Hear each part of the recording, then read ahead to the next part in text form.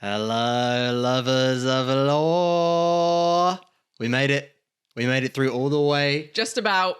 Just about. We're almost there. Finish line, episode 9. Wow. Can you believe it? Here we are. What do you think? All the way through. It's crazy. It's actually like very bittersweet because obviously it's so cool to have like come all the way through the season. It's like such an accomplishment. But then at the same time, I'm like, I'm kind of sad because I don't want to be finished with season 1 of Arcane. It's just such a good season. Yeah. What a show. Yeah. No stone left unturned. No, I mean, no every drawing shot without a purpose. Just every shot so intentional. Yeah. And I think we were already such huge fans of the show, but now after watching this time through, I don't know how you could watch this and not be obsessed. Oh yeah. I mean, I was a fan. Now I'm an enthusiast. An enthusiast. I leveled up from fan to lover of lore. Yeah. Well, it is time for the final recap. Oh my gosh, that was the bit.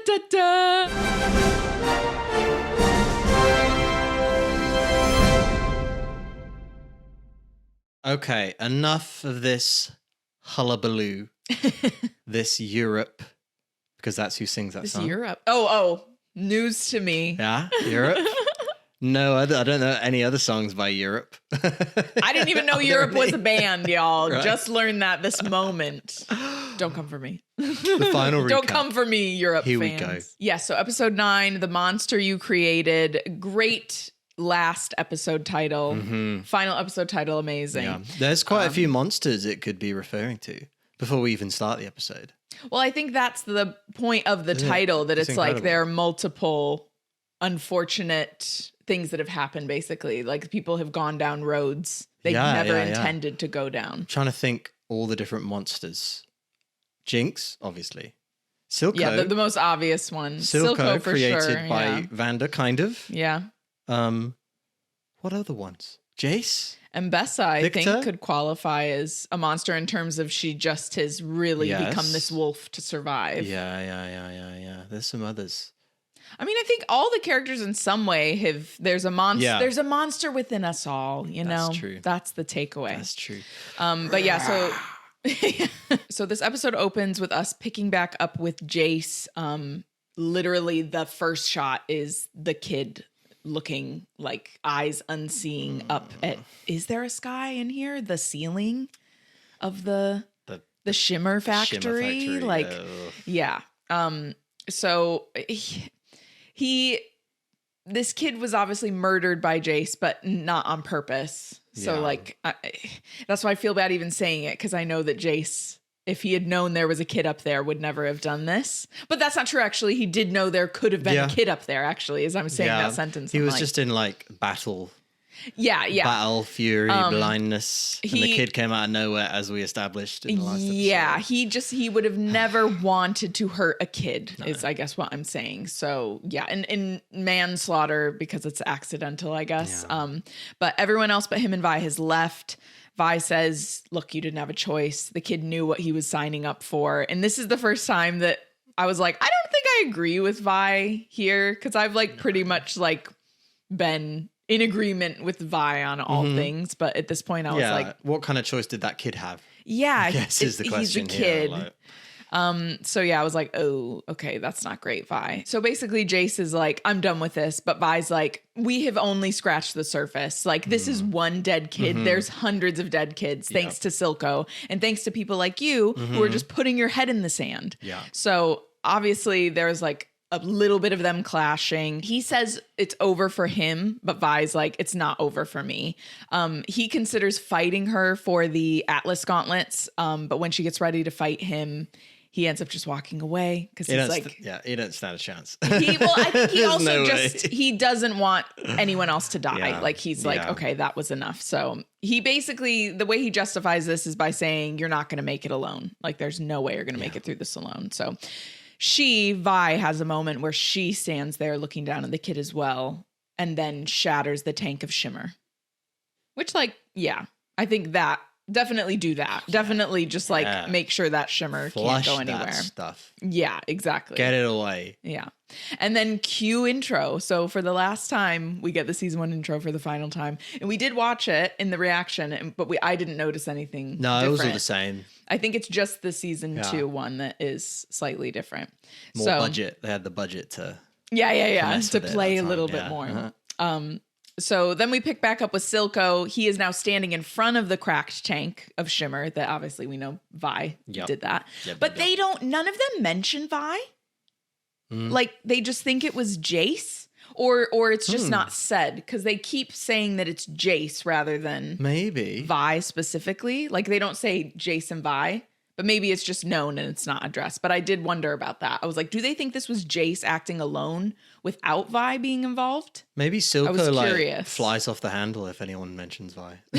Yeah, he's like, don't say it's like Voldemort. Silco hates Don't Vi. say the name. Yeah. But Sevika's there as well, and she's like, damn, this is bold for Topside. Like, I didn't really expect them to be doing something like this. And Silco's like, yeah, you know, the sheriff, he had his uses.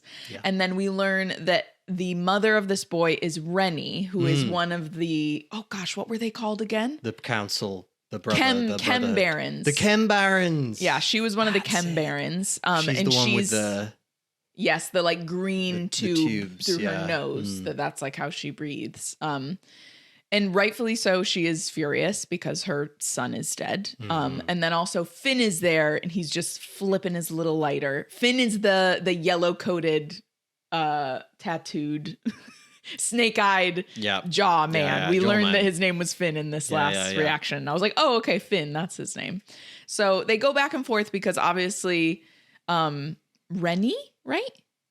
That's how you say it. Yeah, Rennie. Rennie is distraught about her son, and she asks if Silco's going to take any action against Jace.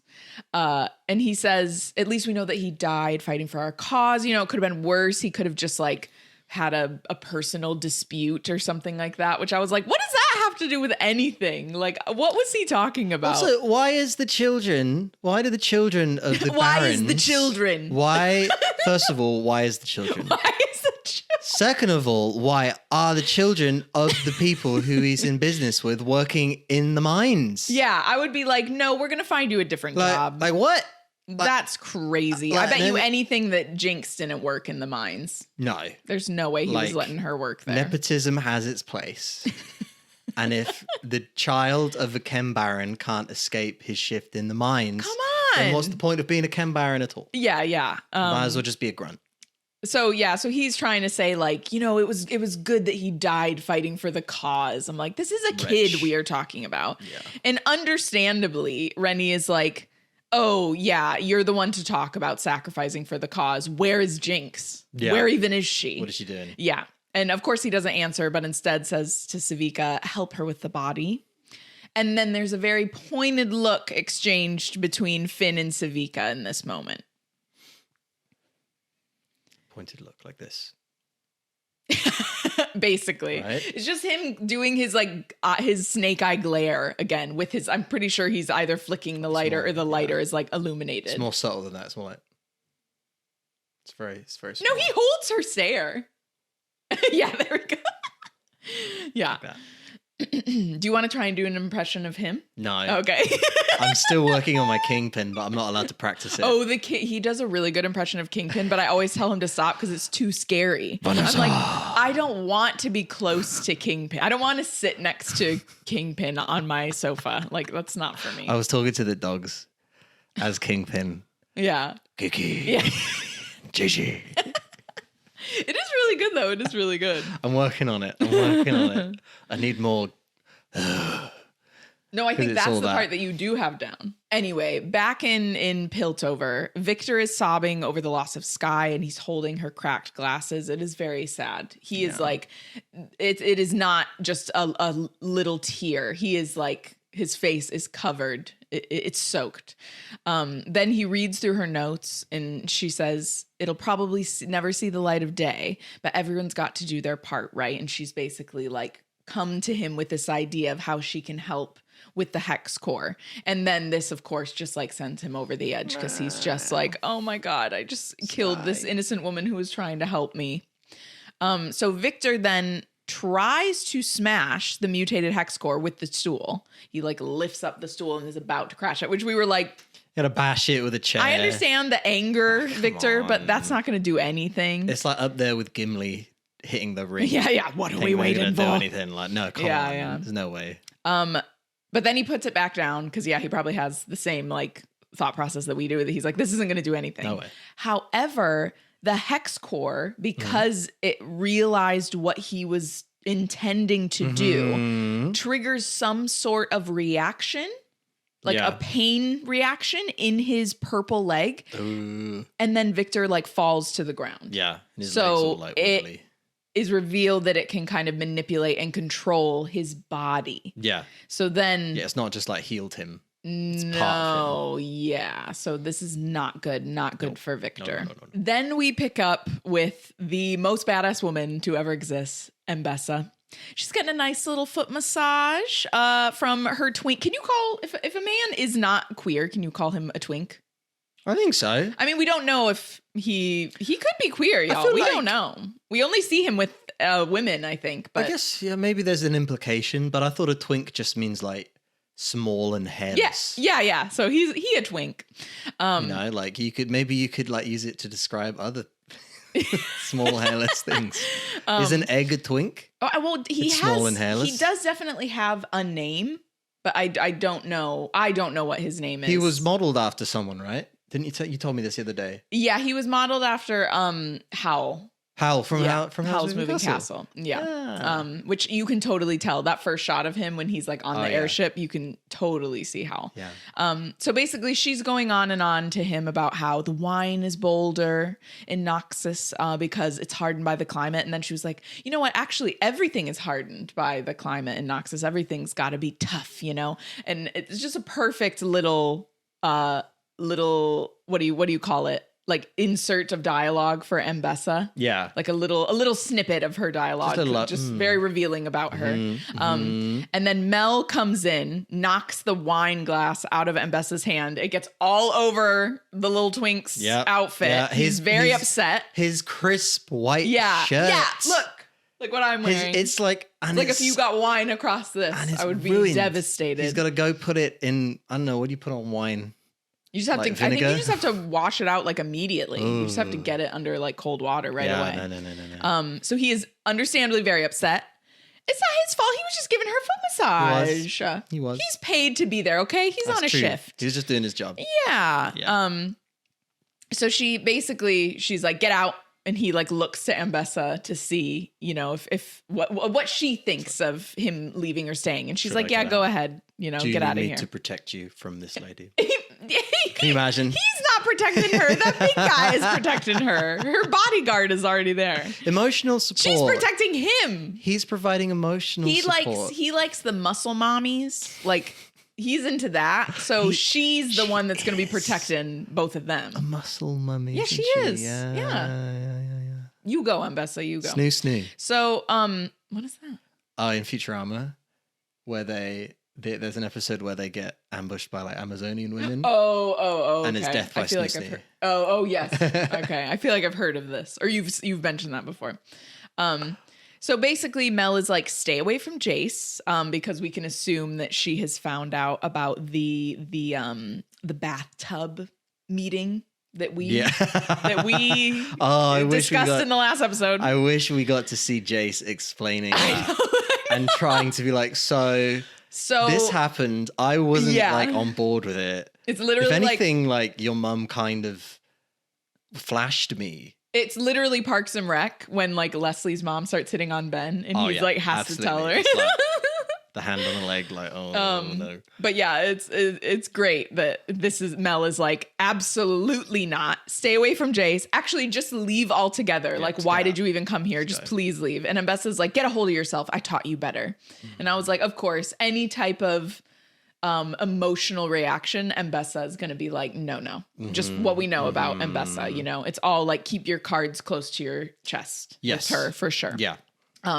So then Mbessa reveals that the men that killed Mel's brother don't believe that the debt is paid by like taking her brother. So Mbessa is concerned for the family. At this point, the family is her and Mel. So her and Mel. She's Pretty concerned much. for Mel. Yeah, I don't know if She doesn't want to lose Mel. Maybe there's some like cousins. Maybe, yeah. But we only see her and Mel. So she's come to Piltover to find a way to protect her family. That's what she says. And then Mel kind of like scoffs and she says that she stopped being a part of this family the day that she sent her away. Fair. And then there is a moment where Mel finally asks the questions, why? Why did you send me away? And you can tell that she's been holding on to this for so long, you know, ever since she thinks she was like banished, basically. And Mbessa reveals it was because Mel weakened her. She couldn't bear how Mel would look at her when she would make these decisions that she says decisions she had to make as like necessary decisions to keep them, her and Mel, the family safe. That makes sense. And then she advises Mel to let the war unfold and then come home and be by her side again because it's her rightful place. And this whole conversation happens in front of that incredible painting that Mel painted of the ship sailing when she departed from Noxus. It's just incredible. Again, the intentionality with these moments. I mean, of course it is because it's the final episode. Yeah. But it just really is like these creators, I just cannot like clap for them all enough. Of like the previous scenes with those two have kind of led up to this one, and we see a bit more of a human side of Mbessa as well. We see the human side when she speaks about her children. Yeah, when she's I was doing this stuff that I had to do. Yeah. And arguably, she did. Yeah, to protect her and her family. And then she couldn't stand it. She couldn't. Yeah. Which is, that's fair. I mean, I cannot imagine like we obviously don't have kids, but like just literally having pets, how protective I am of my pets that I would like do anything for them. So I can't imagine being a parent. All of you that have children and that are parents out there watching this, like I'm sure you can identify with those moments when there is like even with Silco, with how it's like Jinx is his weakness. He just cannot even fathom losing her. Like it just is like the worst thing I think a parent could go through is losing a child. What is the quote from Lord of the Rings that Theoden says? No parent should have to bury a child, I think he says. And it is so true. It's just like, I cannot imagine. Yeah. So we pick back up with Victor. He is scattering Sky's ashes at his little lookout spot, which we found him at earlier when like with Heimerdinger and stuff. Because he says out loud, I'm sorry, I don't know where you would have wanted. But I said to Michael, I was like, no, I think she would have been happy there because she saw him when they were kids and she had some very happy memories in that place. So I think that was sweet. Yeah. And then there is a moment where obviously because he is just so distraught and devastated with not just the situation with Sky, but everything that was happening in his life before then, he's about to jump. Yeah. He's about to jump off the edge when Jace shows up. So without even knowing it, he has saved Victor in the same way that Victor saved him. Yeah, unintentionally. Yeah. They kind of have this moment where they talk about when they were going to like invention like cons or inventor something of the month or something. Some type of inventor events and things like that, trying to get their stuff seen before obviously Hextech was like actually this massive industry. But then Victor just kind of cuts to it and says, you have to destroy it. You have to destroy it. Promise me. Yeah. Like, and then Jace thinks he's talking about the hammer because he looks at the hammer and is I know. Yeah. He's like, yeah, I know. And Victor's like, the hex core. You have to destroy the hex core. And then he confesses that he himself won't be able to do it. Victor won't be able to destroy it. So Jace has to do it. And then Jace is like, what about your disease? Right as Victor starts like coughing. But Victor is very adamant and he's like, promise me that you will destroy this. And then Jace is like, okay, like Jace assures him that he will. And then we get this incredible line from Victor where he says, we lost ourselves, lost our dream. In the pursuit of great, we failed to do good. We have to make it right. And I was like, when I was taking notes, I was like, I'm writing that word for word, Victor. And this is the thing. Victor was tempted I'm going off of season 1. This statement is about season 1. Okay. Victor was so tempted, and yet he still was able to reel himself back in. Like he caught himself and was like, he's still mostly Victor right now. Yes. Yeah. And I think obviously the loss of Sky, that it's like he has seen firsthand the destruction it can bring, that he is taking that seriously. And it's very unfortunate that obviously Sky had to be a casualty of that, but he has kind of looked at this in a different way now because he's experienced that loss, losing Sky. Yeah. So from here we move back to Silco. It's Finn, Rennie, and Sevika again. They just waltz into his little office, or what is his lair. His lair. It is a bit of a lair, isn't it? And he's like, I'm busy. But they don't care. They just walk right in. Sevika takes her place, literally like his right hand. Yes. His right hand woman. She's to his right, the right of his chair. Finn goes on about how he thought that Silco was the right man to run this enterprise. And he was like, you were always 2 steps ahead, but now time has lapped you, old man. You're so old. You're just old and decrepit, and you don't know what to do anymore because you're old. I'm like, this is the same thing with freaking Heimerdinger. Like, I'm just like, all right. Old ass. And he's not even that old. He's what, 40s maybe? Ish? Yeah, I was just like, I mean, maybe this is coming from like in America, where like these past 2 presidents are like the oldest presidents we've ever had, aren't they? Like these old white men. He'd be the comparatively.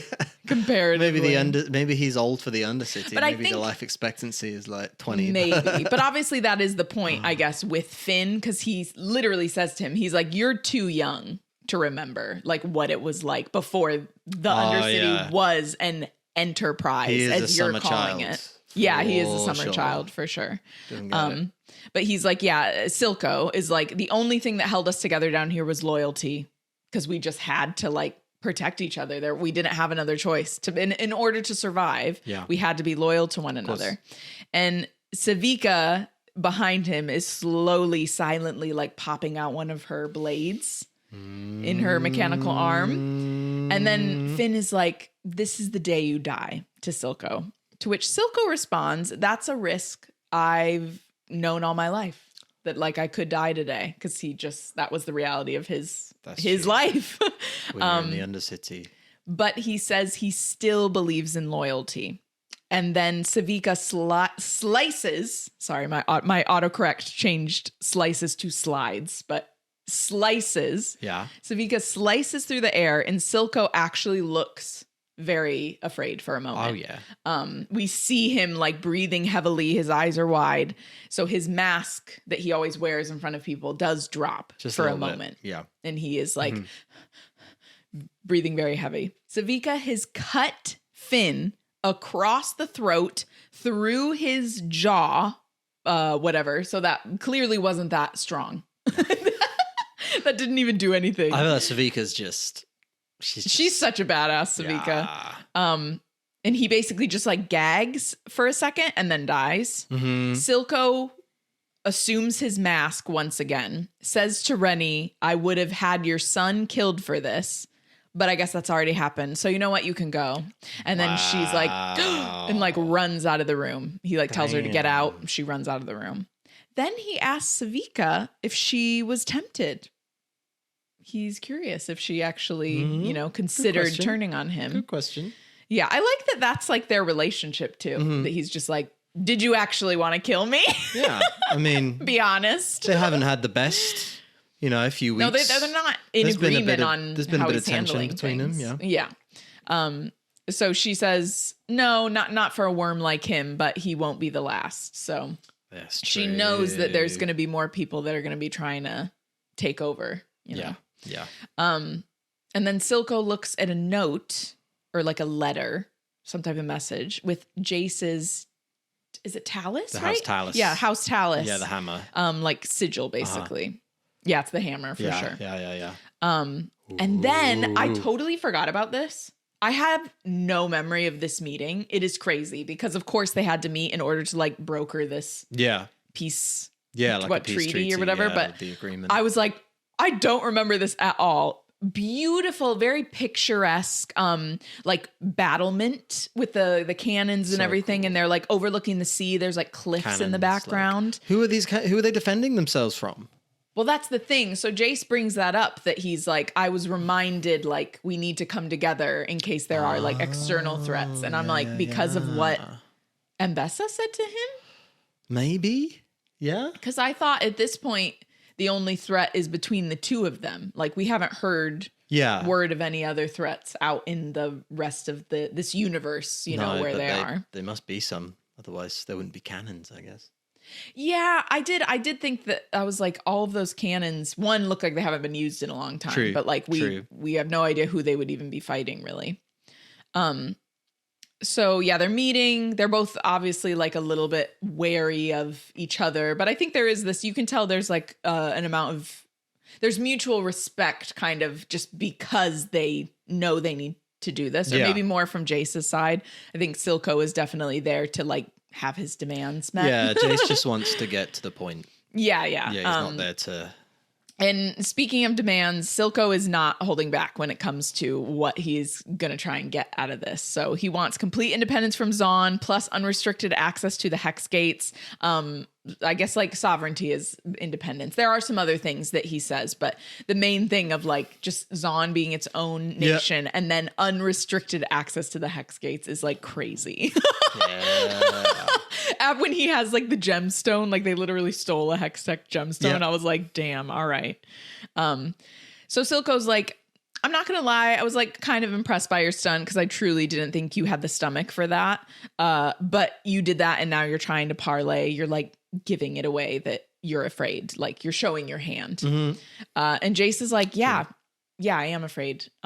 If we went to war, your people would not stand a chance. And my council does not give a shit. So I'm trying to save your people. He's like, you would be gone. He's like, I'm trying to save your people from being annihilated because I know that like I'm going to be one of the few people that is actually going to be fighting for peace. And, Silco doesn't care.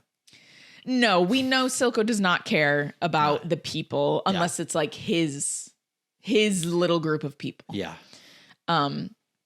So you can tell when Jace says this bit about the council not caring and he's trying to save his people from being annihilated, I do think that Silco actually does have a bit more, he's gaining Silco's respect in this regard, that he's like, oh yeah, you clearly aren't just like some I was gonna say college kid, like recently graduated college kid, because he says like someone fresh like faced ups, like a from the academy. Yes, like someone that just got out of the academy. So he's like, oh, okay, like, I can see that in you, that you do have some real understanding of the reality of our world and stuff like that.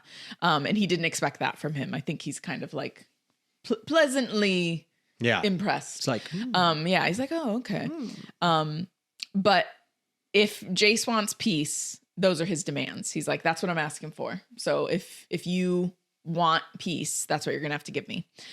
Which is Jinx and no, sorry. That's what Jace wants. No, sorry. I'm speaking for Silco. So Silco is like, if you want peace, those are my demands.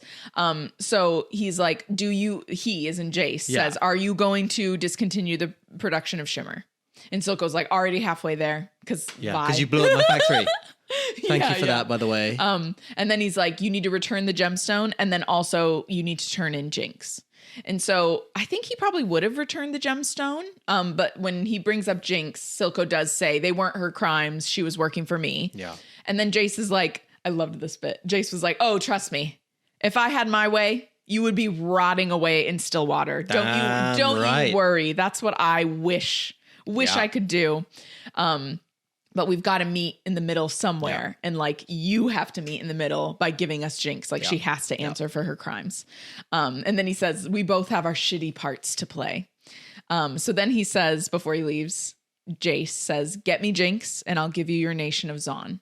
And that line is so specific because it is exactly what Silco has always wanted, but he has to give up Jinx, his daughter, who he loves. Like in his probably the only person he loves, maybe other than Vander, like before everything went down. And then Silco stands there. I don't know if it's sunrise. I thought maybe sunrise. Either sunrise or sunset. Yeah. No, maybe sunset, because then it's dark. Yeah. Yeah, so sunset.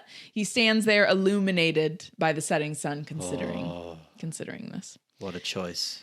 Yeah. The last like rays of sun maybe is like this like last hope. Maybe it's symbolizing that it was like he almost had it. Maybe, yeah. We pick back up with Echo. He has made it back to the Firelights hideaway, thankfully. Heimerdinger, understandably, like us, is blown away by this little paradise hideaway that they've created with the tree. He's like, wow, I can't believe you've done all of this. And Echo's like, yeah, you'd be surprised what you have to do, like what you have to accomplish when your life depends on it. Makes sense. And then the rat man like sets his ankle back without warning him, which I was like, oh my God, of course. Just go for it. And then Heimerdinger questions why they're using the hoverboards to get around. Cause he's like, surely there's like a safer, kind of like more practical method that they could be using. But then the rat man pounds his staff and then he chants Firelights, getting everyone's attention. And then the rest of the colony is like all chanting and cheering together. It's very cute as the actual like insect firelights are like rising up around the tree into the sky. It's beautiful. And then another incredible line, this one from Echo. Echo says, it's not enough to give people what they need to survive. You have to give them what they need to live. Yeah, they're just like dropping these wisdom bombs. know. I feel like I don't know what is. These are all slap. I couldn't say something like that in real life and then not be like, oh, damn. Yeah. I'd be like, oh, that was a good one. Like, let me write that down. Did anyone get that on camera? Yeah. Someone write that down. I'm spitting some wisdom. So then we leave the Firelights paradise. No. We're not in the paradise enough. I want to be with the Firelights for a whole episode, please.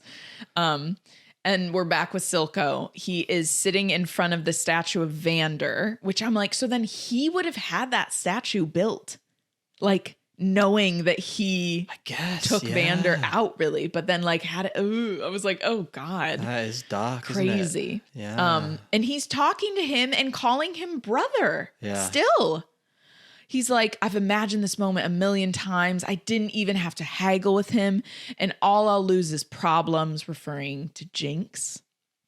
He says, it all makes sense now. And he pours out his drink for Vander. We see a close-up shot of the base of the statue where you can see Echo has carved his name into, I'm guessing it's like iron, I'm assuming. Yeah. Iron or metal. Yeah. And then Silco says, is there anything so undoing as a daughter? And then Jinx is revealed to be standing behind the statue. Oh. And her eyes are still glowing, y'all. The glow is still glowing. She's so sneaky these past few episodes. I know, yeah, she is. She's a little sneak. Oh. Then we are at the last drop. All of Silco's goons are chilling inside. That awful goon that I cannot stand, that we thought was dead. He is not. He is still alive and he's still being a menace.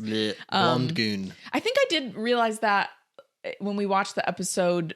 When was it you were taking notes on that one? I can't remember, but I was like, oh, he doesn't stomp his head in. It's like one of the shimmer monsters. One of the shimmer That's who he's stomping on. Yeah. But he was like shaking his head at first. So to be fair, that's why we thought he killed that goon. So he starts playing this song called That's When Everything Went Wrong. And then he turns around to see everyone glaring, which he like at first assumes is him because he like is an idiot. Has no spatial awareness. I thought we liked this song. And so he's like confused at first. And then Vi is literally standing right next to him. So he like jumps away. And then Sevika's like, everyone get out. And we had a good laugh because Chuck Theorem is his real name, I think. Chuck literally just like goes down. He does the elevator guy. Yeah, the elevator guy behind the bar rather than walking away. He must just be there the whole time, I guess. Maybe he crawled away, crawled out the back. Yeah, I mean, I would if I were him. I'd be long gone. But yeah, Sevika tells everyone to get out. Sevika does a little top off on her shimmer arm real quick. You see she's got those little shimmer bottles. You got to fuel up for the big confrontation. Yes. And then she gets ready to rumble as the song really gets going. So basically, there's a lot that happens in the fight. I'm going to try and summarize it best I can. They're just going at it. There is this funny moment where like Vi takes a break to have a drink at the bar and then like throws the glass next to Sevika's head and it shatters.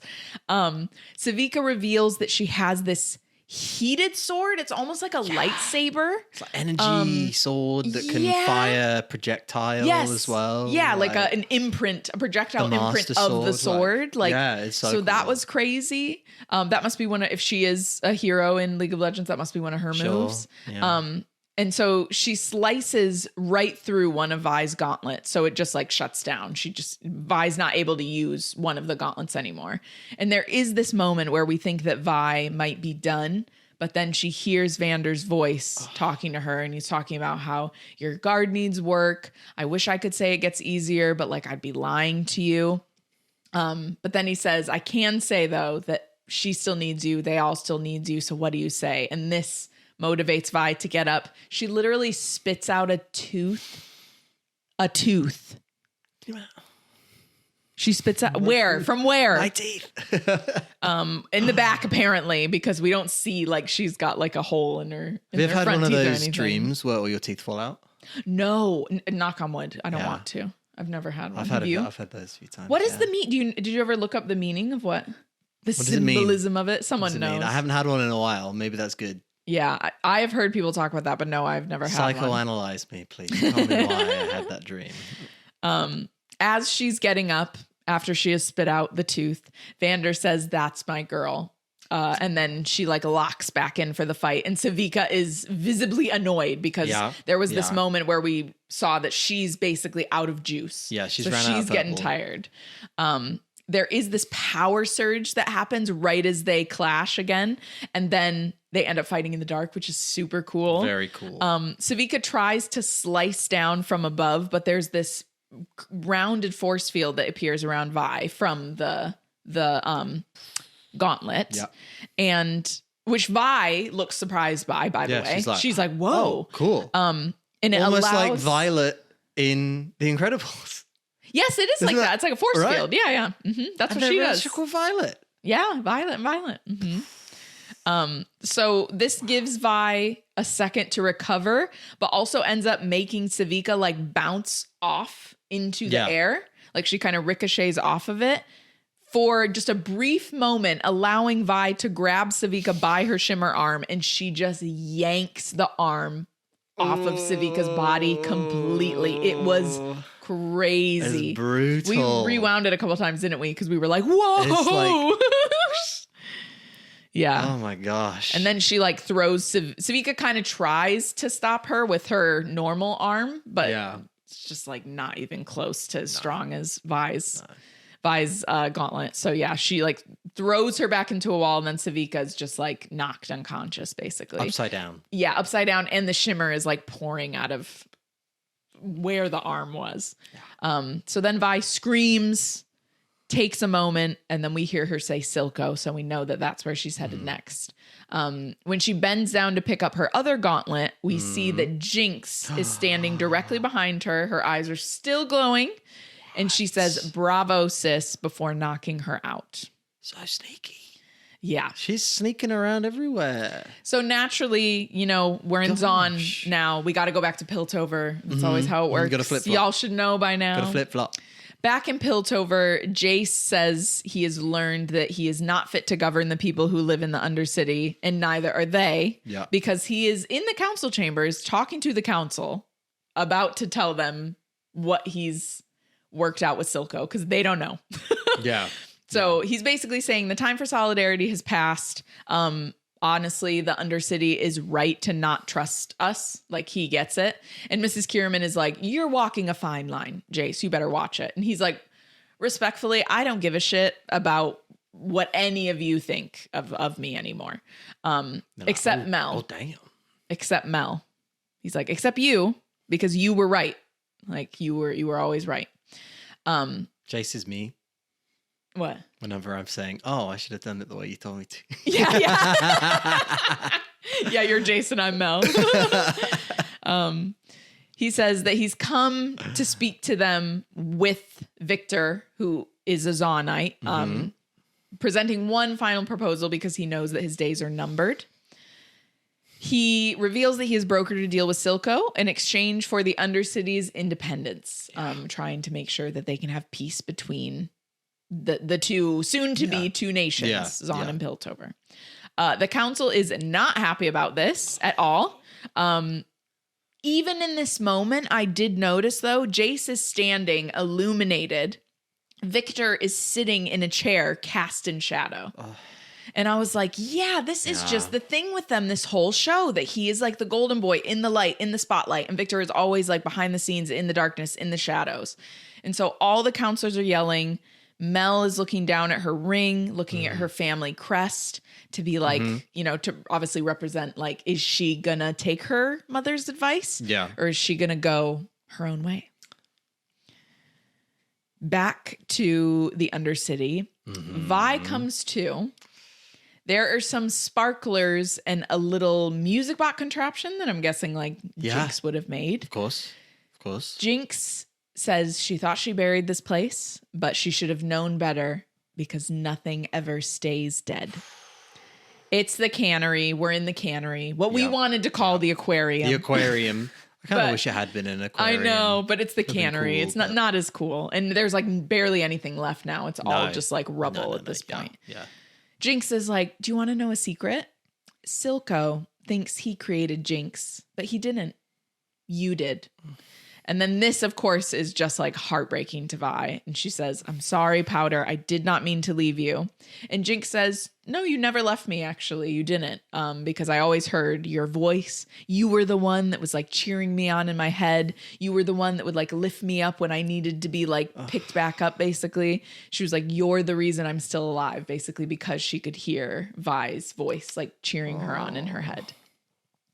And then Vi reveals the only thing that kept her going in prison was the thought of getting back to Powder. So it is this beautiful moment where it's like they were kind of helping each other get through it without even like physically being there. I mean, poor Vi, like, how long? Vi was in there for years. Yeah. Like, and it's just kind of not knowing what's happening in the outside world at all. Yeah.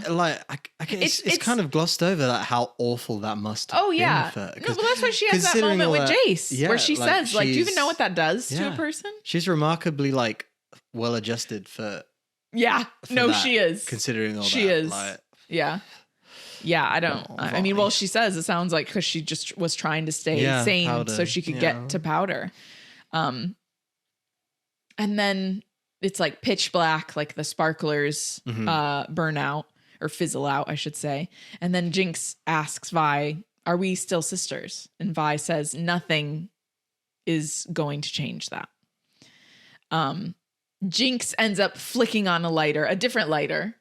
Her lighter is different to the guys. Her like flame is like huge. It's like this big, like straight up flame.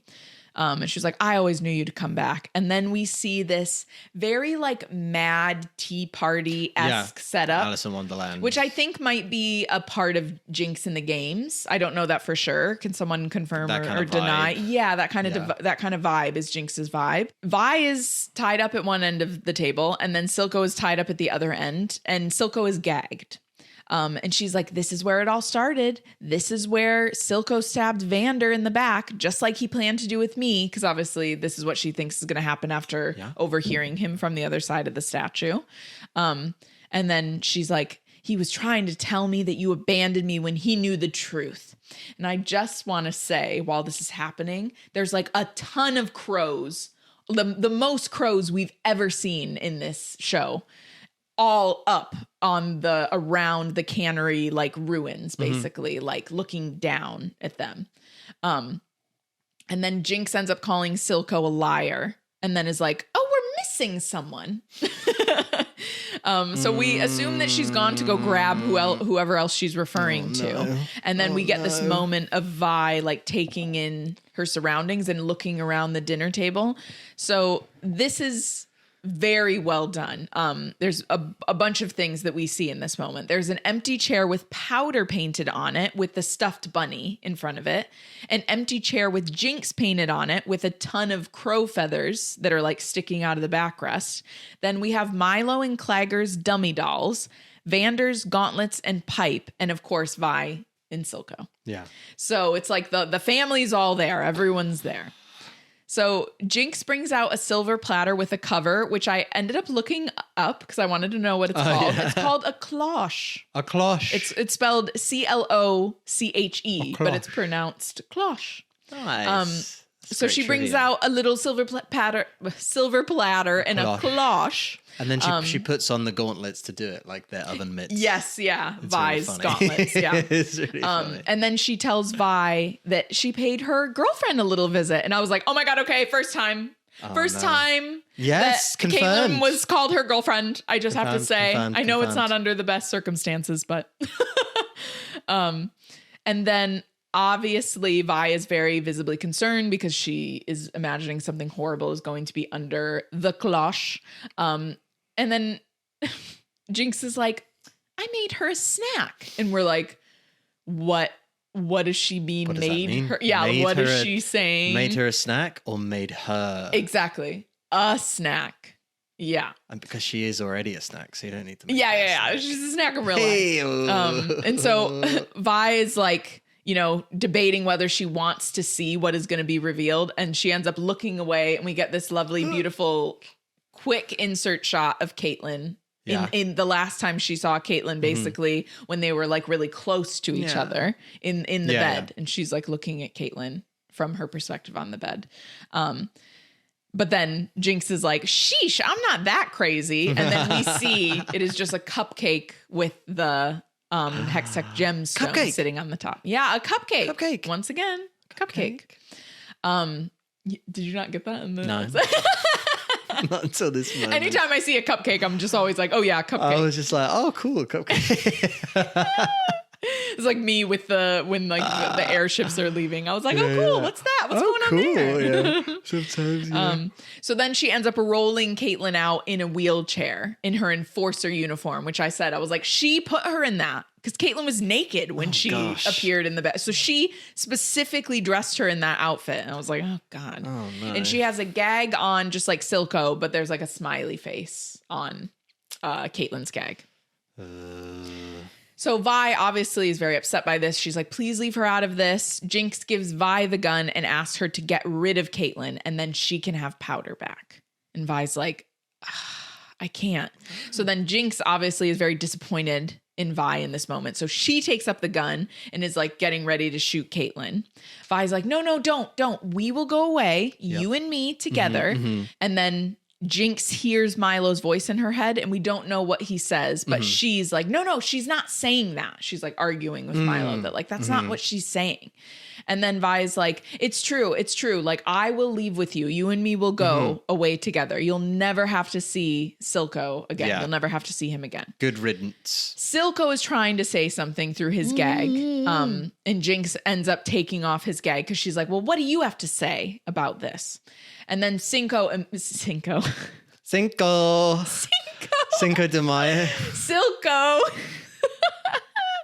Silco immediately, as soon as the gag comes off, goes, her name is Jinx to Vi. Silco.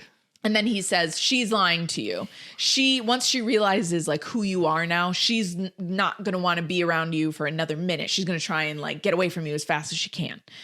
And Jinx is like, you're not lying to me, right, Vi? You're not lying. And Vi's like, no, I'm on your side. I want to go with you. We can go.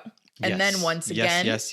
Jinx hears Milo's voice in her head, I think like laughing at her or something like that. Yeah. And then ends up shooting his dummy and telling him to shut up. So her bullet ends up cracking a wine glass, which Caitlin sees. And we see Caitlin, keeping an eye on that as Jinx is continuing to have this exchange with Silco. So Silco tells Jinx Topside offered him everything, like a seat on the council, complete independence for her, but they can all burn because he's not going to give her up. And then he says this bit that he has said a couple times, the everyone betrays us, Vander, her is in Vi. He's like, they will never understand. It's only us. You're my daughter. I'll never forsake you. So once again, just this messaging of like, it's you and me against the world. Everyone betrays us, but we'll never betray each other. That loyalty, really, that he was like talking about. Also easy for him to say right now when he's tied to a chair. Yeah. Just saying, for all you Silco apologists out there. Oh, are there a bunch of Silco? I don't know. Probably. Okay. There's always someone. I mean, I guess there's a part of me that does wonder if he would have given Jinx, but everything. I don't think we'll ever know. No, we'll never know. But I think we're supposed to believe that he genuinely would not have. Yeah. He couldn't have done it. Like she was his one weakness, basically. So Caitlin has managed to untie herself or like cut her binds with the broken glass, and she's grabbed Jinx's Gatling gun. So she tells Jinx to drop the gun, the like pistol that she's holding. Yeah. Obviously Vi is terrified in this moment, and she says to Caitlin, please no. And to Jinx really too, because Jinx still has a gun at this point. Yeah. And then we hear this voice for some reason. It's in the subtitles. Oh yeah. There's a voice that Jinx hears that says it's time to leave them. But this was the only one I believe that was actually subtitled. All the other like what does that mean? Voices, I don't know. So I was like, that's fascinating. Jinx is about to pull the trigger after hearing this voice, but Kate like shoots off around in her direction, but not hitting her like a warning shot. Yeah. And Vi says no. She's like, no, stop. Kate tells her to drop the gun once again. She doesn't. So then Caitlin gets ready, like basically like racks it up. Yeah. And then Vi once again tries to intervene by saying she's my sister. Kate's like, I'm sorry, but she's too far gone. And then Jinx ends up putting down her gun and does a little like chuckle. Yeah. And then Caitlin, she's like, yeah. And then Caitlin continues like lifting up the gun basically because she just does not trust Jinx. And then Jinx does the little like innocent smile right before utilizing whatever this new power that Shimmer has given her, which like basically allows her to move way faster than a human should. Just like super quick reflexes and she goes almost like sped up movement. Yeah. So she ends up pouncing on Kate and she snatches the gun out of her hands, knocking her unconscious in the process. Then Silco's like, yeah, you see, finish it, take her out. But Vi's trying to get her to stop. So Vi is like yelling. She's like, Powder, wake up. I know you remember who you are. Like, picture Milo, Clagger, Vander, Dad, Mom. Me, she says, me last. And then we see this represented where like this time she is like teeny tiny and there's these three monsters like just completely overwhelming her. She's literally like this, almost like this little tiny speck in the shot is they're all like yelling at her basically. So she's cowering below them. Silco is like breaking out of his bonds and he manages to get free and grab the pistol off the table because obviously she placed it down in front of him. He aims it at Vi, but we see in like a half a second, Jinx like senses this and fires off her massive gun, but we don't know who she fired at. Yeah, it's a fake. And what we do see is we see all the crows flying away off the rooftop because of this like what does that mean? Loud sound. Yeah. So that representation of grief. Yes. Whatever that is. It's flown the coop, flown the nest, whatever it is. So who does that reveal about who she may have shot? Yeah, very true. I mean, they'd probably fly it. Got shot, but again, just like how intentional. No, it's so brilliant to have that, you know, be like that. An extra representation in this moment. Or what is it called? A figurative? Yeah. You know, like a metaphorical representation. Yeah, a metaphorical representation. Yeah. And then we see she has shot Silco. Yes. The shot that Silco shot through the chair missed Vi. So it did go through her chair. There's a hole in her chair, but it missed her. It like was like right over her shoulder. Jinx is very upset by this. She feels terrible. She rushes over to him. She turns him around. She's like, no, I'm so sorry. I'm sorry. And then Silco says, I never would have given them to you, not for anything. And then he says, don't cry. You're perfect. And those are his last words. Because obviously she's like crying, holding his head up. So she has this moment where she is obviously crying, and then it kind of like switch flips. Yeah. And she just is very like emotionless, kind of like she's gone into this like dissociative state. And then Vi is like observing her and she's like, Powder, it's okay. We'll be okay. And then Jinx walks over to the Jinx chair, kind of like kicks it out or like pulls it out, stares down at it, and then sits down. And the way she sits down in the chair is like, I'm gonna like demonstrate. She's literally like takes up as much space as she can. It's great. It's like, iconic. She's sitting. My mic is in the way. She's but sitting she's in a just throne. Like she's sitting in a throne. Exactly. Yeah, it's such a good sit. Yeah, she just like takes up all the space, fully embracing the Jinx. You know, really a really powerful shot. The feathers also look purple for the first time, by the way, which is like the purple is like the Jinx paint is in purple. So I feel like that's the Jinx color. She confesses to Vi that she thought Vi could love her like she used to, even though she's different. But Vi changed too. And so she says, so here's to the new us. And then she takes the gemstone. She leaves Vi tied up there. Caitlin unconscious. Unconscious? Yeah. Okay. That was like weird. That word sounded weird in my mouth for a second, or felt weird in my mouth. And then Caitlin ends up coming to just as Jinx goes up to the edge of the destroyed cannery, basically. It's like the dock.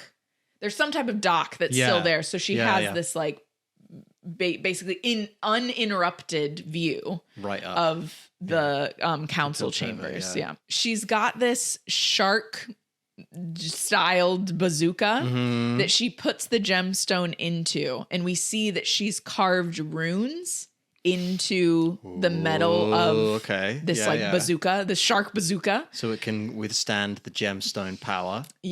She's learned from Jace's notes, and she walks out to the dock, looks up at the council chambers, and then she hears Silco's voice in her head say, we will show them, we'll show them all, which, as we know, was like what the second thing he ever said to her. Well, the first was like, where's your sister or whatever. So then we move to the council chambers, of course. Mel takes off her ring and she says she supports Jace's proposal for peace. So she is going her own way. You go, Mel. We love you. The gun goes off, the bazooka. Jinx releases this like rocket that comes out of the bazooka. I think the order of how this is, the order of how the council members like support this is important.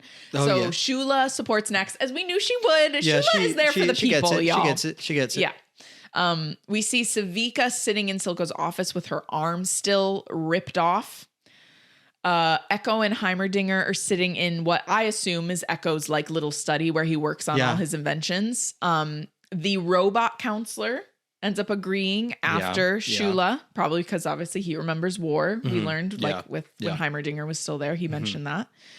Then we see Singed looking at a photo in a locket, then up at a claw that belongs to some sort of beast, which I literally like grabbed onto Michael's arm because I did not remember this at all. I had no idea that was teased in season 1. No memory of that. Now this must be when people from the game knew that like Warwick was coming back. Yeah, they were like, oh, it was crazy. Then another counselor, the older bald man who like we joked, I was like, he's Republican for sure. That guy says yes to the treaty for peace. I just realized my autocorrect changed Mbessa's name to Amnesia. Nice. Mbessa stands looking at the painting of the ship that has been painted over with swirly gold paint, representing Mel is not going to be coming back. She's going her own way. The gold is Mel's color for sure. And then the thin blonde counselor votes in favor. And then there's this incredible transition as the bazooka rocket like heads towards the chamber where Caitlin screams because obviously she knows her mom is in there. And then there's this flawless transition between her and her mother's face. It is so well done. I could watch it a million times, even though it's so sad. It's well good. And then Ms. Kierman, we don't know her first name, do we? Mrs. Kierman, yes, votes in support. So it is a unanimous vote. Yeah. Everyone has voted to let Zahn have their independence. And there is a moment where Jace and Mel look at each other joyfully, and I stopped it because I said to Michael, Victor is illuminated by the light for the first time pretty much the entire season. Wow. He has never been illuminated in this room or when Jace is around, really ever. He is always in the shadows. Mm-hmm. And in this moment, Jace is still a little bit more lit than him because he's like standing in the actual ring of light. But it is the first time that Victor is illuminated by this light. And I was like, that is so intentional. Yeah. And it's so, it's such a good moment. I was like, it's so, if you're looking for it, it's just like such a rewarding moment to see. But unfortunately this like joyful moment is very short-lived. Because the rocket activates right as it is soaring across the moon. They have this beautiful moon, by the way, on this planet. Like the moon of their planet is so close to the Earth, and it's beautiful. I don't know how important these colors are, but I just wanted to mention them. We see green and yellow in the rocket in combination with the blue, because obviously we're gonna have blue because it's Hex Tech, but like I just thought that was interesting. Yeah, well, that's some kind of fuel. Because green, obviously we've seen green a lot in the Undercity. Sure. And especially with the last drop. The last drop is all green. But I was like, have we really seen yellow? I think that might have been the first time that yellow was like a significant color. And then right before it hits the window, we see Mel's golden body armor illuminate, like she's sensing something, like it's trying to warn her of a threat that's coming. And then she looks over her shoulder as the rocket makes contact with the window, and the sketched smiley face that was drawn on the rocket reflects off the glass. Oh. And that is the end of season 1. Oh my gosh. What a way to end a first season. How? If you watched this and then you had to wait. Yeah, we did not. We how literally watched season 1 directly into season 2. Did we watch 9 and then like season 2 episode 1 like in the same night? I can't remember. I can't remember, but I think we might have done, just because it's like you have to. Yeah. You have to know. That's like that's like half the main characters. Yeah. In there. I mean, I knew I was going to enjoy watching this episode again, but I was really, really along for the ride for every moment of this episode. It was just so, even when I was watching it again, taking notes, like I was like just as invested. So Arcane really is a show that you can watch it over and over again and discover new things every time. And like, those are the best. Those are just the best. Cause it's a well-made show. Like we said at the beginning, it is the intentionality that this show was made with is just, you can feel it when you're watching it. Like all the things of so apparent. All the little breadcrumbs of what the second season's going to be are in there. And it's just so good. It's just so good. Thank you so much for taking us through the finale. It's crazy. It's wild. It's wild. I can't believe we made it. 1, 2, 3, 4, 5, 6, 7, 8, 9. Oh, I was like 1, 2, 3, 4, 5. I was just counting. 1, 2, 3, 4, 5. Counting in all the episodes. 6, 7, 8, 9. Mm-hmm. I can count to 9. I can count to 9. Wow. Yeah. Any closing thoughts? Well, I did want to say, I know at the beginning of the season, we mentioned that we were going to maybe potentially do some covers. We have a music room that is being like still built in our house, or not built, but like renovated. Like it isn't a fully established music room yet, but done up. We will definitely be doing some Arcane covers once that is set up. So you can kind of keep an eye out on the personal YouTube rather than the Ampliverse if you want to check out some of those. Oh, yes. But yeah, that was it. Really just thank you for joining us. Yeah, thank you. If there is anything in particular, like more lore, more videos that will help us dive into the lore of Arcane that you would like us to react to on Patreon, you can send those. Really, like, send as many as you want. Yes, please. If there's a video that like explains what is from the game and what's not, and whose hero is in the game and who isn't, a good one, I would love to watch something like that. Yeah, I know, because that'd be a great one to react to. In a while back, someone recommended a video that I think I have saved somewhere. Oh, great! Yeah, so we'll watch that. Yeah, that'd be fun. But yeah, in terms of any like extra content, if you want any more extra content, then look for that on the Patreon. Yeah, come join us. But yeah, we have a lot of fun over on the Patreon. And yeah, it'll be really cool to get to watch some like behind the scenes videos and stuff like that. Yeah. So definitely send them our way. Okay, so until next season. Oh yeah.